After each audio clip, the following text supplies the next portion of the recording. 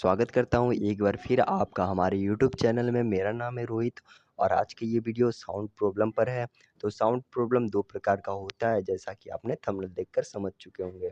तो पहला जो साउंड प्रॉब्लम है, झक झक का साउंड क्यों आता है, और दूसरा है कि कट कट का साउंड क्यों आता है, वगैरह वगैरह। अगर साउंड आते हैं तो आज की ये वीडियो आपके लिए बहुत ही इंपॉर्टेंट है।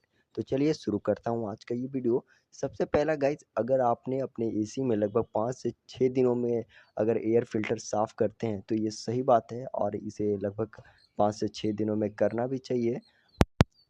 और अगर ज़्यादा इस्तेमाल करते हैं तो 1 महीना 15 दिन में साफ़ ज़रूर करना चाहिए, जिससे जो एयर फ़िल्टर है वो साफ़ हो जाएगी और पासिंग एयर जो होता है वो सही से जाए और सही से एयर थ्रू आ जाए।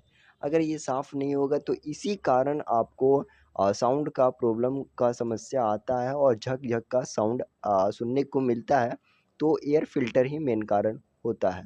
तो चलिए दूसरा जो कारण है मैं बता देना चाहता हूँ। जो दूसरा कट-कट का साउंड है वो बर्फ़ टूटने की आवाज़ होती है, या फिर कहीं एसी में डिफ़ॉल्ट है, कहीं टूट चुका है कोई कैबिनेट या फिर कोई स्पेयर पार्ट, तो वो चीज़ आती है। और कभी-कभी तो वो चीज़ टूट कर के गिर गई हो एसी में और वो हिलने के कारण आवाज़ आती है, तो उसे सर्विस के दौरान सही कर दिया जाता है। लेकिन ये कभी-कभी जो दूसरा साउंड इफ़ेक्ट है कट-कट का, वो अधिकतर कम गैस के कारण या फिर वो जो आवाज़ है वो लेट लेट में भी आती है, लगभग आधा घंटा 1 घंटा चल जाने के बाद, और कूलिंग बेहतर तरीके से हो जाती है। तो अगर ऐसे में आती है तो वो प्रॉब्लम आपको समस्या बनी रहेगी जब तक आप सर्विस नहीं करवाएँगे और चेक नहीं करवाएँगे तो।